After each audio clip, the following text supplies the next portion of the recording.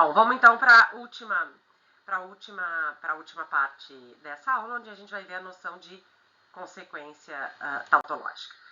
O que a gente chama de consequência tautológica, ou consequência verifuncional, ou ainda consequência proposicional? É quando, respeitados os significados dos conectivos, nós não conseguimos atribuir V para um conjunto de sentenças e falso para uma determinada sentença. Quando isso ocorre, a gente já vai ver mais em detalhe, a gente diz que o FI, essa sentença que recebe V sempre que o conjunto é V, é dita consequência tautológica do conjunto. Então, uma sentença φ é consequência tautológica de um conjunto de sentenças gama, se e somente se, para toda valoração booleana que é modelo verifuncional do gama, o φ recebe V. Tá? Vamos ver alguns exemplos, isso vai ficando mais concreto. Bom, vamos ver esse exemplo aqui. Lembrem que a tabela de verdade, se adequadamente montada, nos permite testar todas as possíveis distribuições das fórmulas envolvidas, né, de valores de verdade para as letras sentenciais. Então, vamos ver o que acontece aqui. Vamos ver primeiro as sentenças do conjunto. C ou D.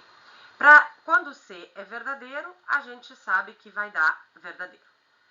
Quando o D for verdadeiro, também vai dar verdadeiro. Nos demais casos, vai dar falso. Vamos ver D implica não há.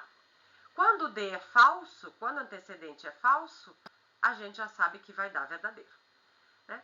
Nos demais casos, onde o D é verdadeiro, o não há tem que dar verdadeiro. Bom, então aqui vai dar falso, porque não há é falso, e aqui vai dar verdadeiro. Bom, a tabela já me permite encontrar os modelos desse conjunto. Quais são as situações nas quais todas as suas sentenças são verdadeiras? É aqui na segunda linha, quando o A é verdadeiro, o C é verdadeiro e o D é falso, eu tenho que as duas sentenças são verdadeiras.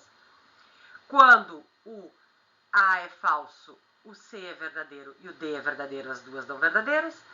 Falso com verdadeiro com falso, as duas são verdadeiras. E falso com falso e verdadeiro, as duas sentenças vão ser verdadeiras. Para que C ou D seja consequência tautológica desse conjunto, ele tem que receber V nesses 4 modelos do gama, né? Porque para ser consequência tem que receber V sempre que o conjunto é verdadeiro, que todas as sentenças do conjunto são verdadeiras. Vamos ver então a segunda sentença. O D é verdadeiro, vai dar verdadeiro. Vamos ver a quinta linha, quinta valoração, né? Eu tenho que o A é falso, mas o D é verdadeiro. Tudo bem, não tem problema. É verdadeiro. Depois eu tenho que, na sexta linha, eu tenho que o A é falso e o D é falso. Ops. Então, já não preciso nem continuar testando. Por quê? Né? Porque nessa valoração, a saber, quando o A recebe falso, o C recebe verdadeiro e o D recebe falso, eu tenho o modelo do conjunto, todas as sentenças do conjunto são verdadeiras, mas D ou A não é verdadeiro. Portanto, o fato de eu conseguir verificar o conjunto e falsificar a sentença mostra, né, que isso aqui que a gente simboliza desse modo, né, que isso aqui não ocorre. Né? Por quê? Porque passar daqui para cá correria o risco de passar para o verdadeiro para o falso, do verdadeiro para o falso. Bom, vamos ver em seguida, né, um outro exemplo. Né? Digamos que eu tenho esse aqui, eu tenho o mesmo conjunto aqui, vamos fazer rapidinho o valor de verdade aqui. É o mesmo, deixa eu só verificar se é o mesmo. Então vai dar os mesmos modelos, já simplifica. V, eu tenho como modelo a segunda linha, a quinta, a sexta e a sétima. Vamos ver o que acontece agora com essa aqui. A gente tinha visto que não era consequência. Vamos ver o que acontece com essa daqui. Né? O que eu tenho? Eu já sei que sempre que o A for falso, a implicação vai dar verdadeiro. Então, aqui vai dar verdadeiro. Nos demais casos, né, quando eu tenho que ver se o C é verdadeiro. Bom, aqui o C é verdadeiro, vai dar verdadeiro. Aqui o C é verdadeiro, vai dar verdadeiro. Aqui vai dar falso e aqui vai dar falso. No entanto, lembrem, para que seja consequência, não é que a sentença tem que ser verdadeira sempre. Ela tem que ser verdadeira sempre que o conjunto for verdadeiro. Né? Sempre que eu tiver o modelo do conjunto. Eu tenho o modelo do conjunto na segunda linha. Aqui deu verdadeiro. Eu tenho o modelo do conjunto na quinta linha. Também deu verdadeiro. Sexta linha, modelo, também deu verdadeiro. Sétima linha, modelo, também deu verdadeiro. Eu vejo que em todos os modelos do conjunto, a sentença recebe V. Portanto, né, eu tenho que gama tem por consequência tautológica, né, a sentença Φ2, essa sentença aqui. Bom, então a tabela de verdade, como a gente viu, ela atesta todas, ela me dá todos os modelos do conjunto, e aí eu posso ver, como a gente viu no caso desse exemplo, que eu consegui atribuir V para o conjunto e falso para a sentença. A gente pode também utilizar um procedimento alternativo para cá, como a gente viu no caso da consistência de conjuntos. Por quê? O que a gente pode fazer? A gente pode tentar verificar o conjunto e falsificar a sentença. Se a gente conseguir fazer isso, a gente provou que não é consequência tautológica. Então, a gente pode, né, tentando, não tem muita fórmula mágica, aqui vai ser mais fácil começar vendo quando é que isso aqui é falso. Por quê? Porque como ele é uma disjunção, só tem um caso no qual dá falso. O único jeito que dá falso é quando o D é F e o A é F. É o único jeito de dar falso. Se for possível atender essa condição e ao mesmo tempo verificar o conjunto, eu mostro que é possível manter o conjunto verdadeiro e falsificar isso aqui.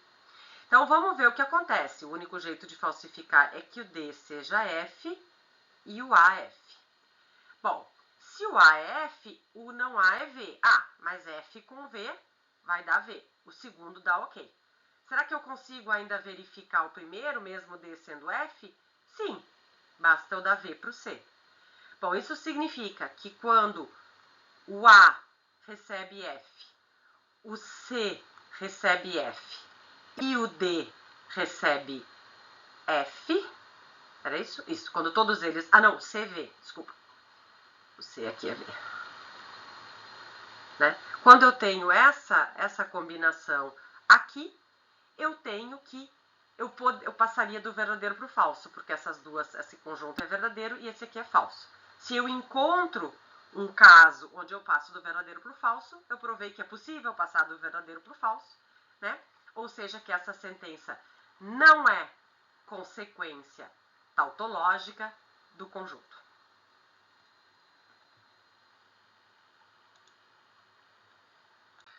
Vamos ver agora o nosso segundo exemplo desse jeito aqui, né? O que acontece? Vamos fazer a mesma coisa, vamos tentar dar verdadeiro aqui e falso aqui. Né? De novo, é mais fácil começar pelo Φ2, porque ele só tem um caso onde ele é falso, onde o A é verdadeiro e o C é falso. Se tivesse mais de um caso, eu teria que testar os dois casos, ficaria um pouquinho mais complicado. Por isso, lembrem que a tabela é sempre um procedimento mais seguro. O que acontece? Se o C é falso, para esse aqui dar verdadeiro, o D tem que dar verdadeiro. Bom, mas se o D é verdadeiro e aqui para o Φ2 ser falso, o A tinha que ser verdadeiro, então o não A vai ser falso, eu não consigo dar verdadeiro aqui. Então, eu não consigo verificar isso aqui. Né? Isso significa o quê? Que se eu tivesse um argumento, digamos, que eu pudesse simbolizar desse modo aqui, né? Digamos que eu tivesse um argumento qualquer cuja simbolização pudesse ser essa daqui. Né? O que eu vou ter? Eu vejo que eu não conseguiria atribuir F para esse aqui e V para esses dois aqui. Não tem como. Porque para atribuir F para esse aqui, eu teria que dar verdadeiro aqui e falso aqui. Mas dando falso aqui, para poder dar V para o primeiro, eu teria que dar V aqui. Dando V aqui e V aqui, aqui fica F, eu não consigo esse daqui.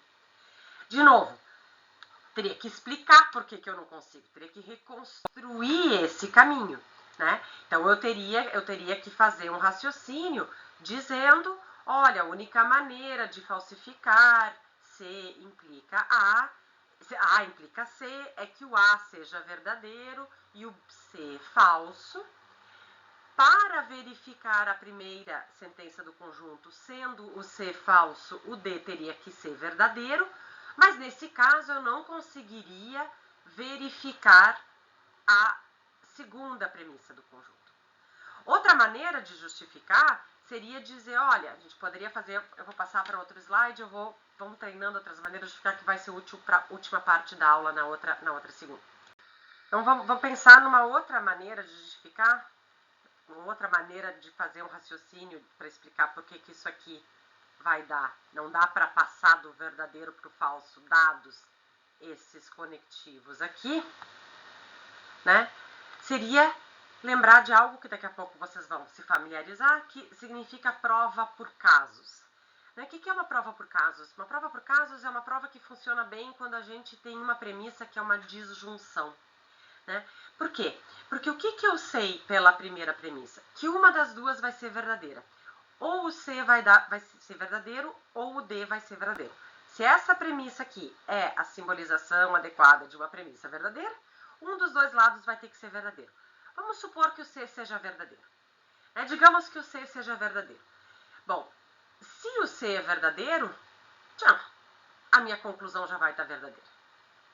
Então, sendo o C verdadeiro, não tem como passar do verdadeiro para o falso nesse argumento aqui. Vamos supor, ao contrário, que o D seja verdadeiro. Porque eu não sei se o C é verdadeiro, mas eu sei que um dos dois é verdadeiro. E eu já sei que a verdade do C me leva à verdade da minha fórmula da conclusão. Vamos supor agora que o D seja verdadeiro. Se o C for falso, nada me garante que a conclusão é verdadeira. Vamos supor que o D é verdadeiro.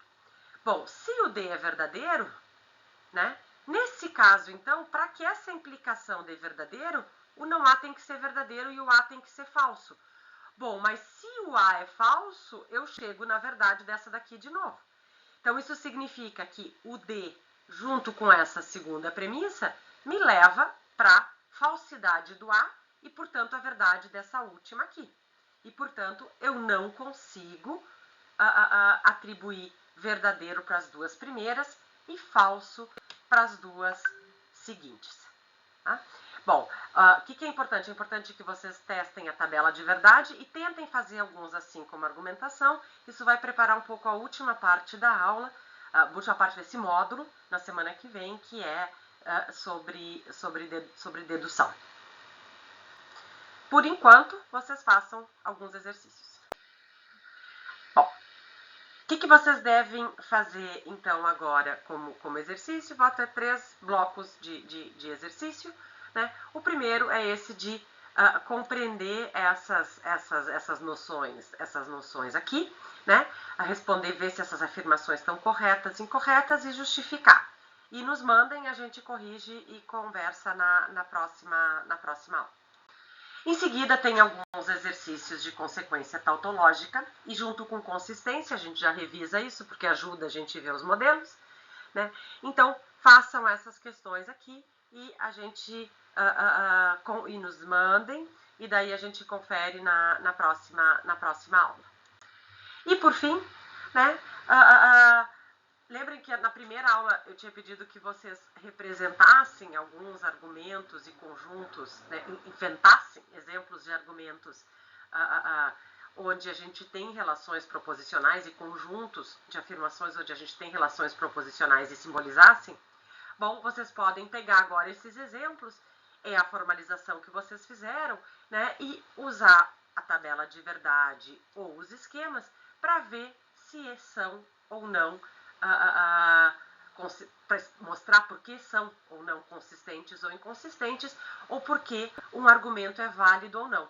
Um argumento vai ser válido, né, em função da relação proposicional se, né, a simbolização que vocês fizerem da conclusão for consequência tautológica da simbolização que vocês fizerem das premissas.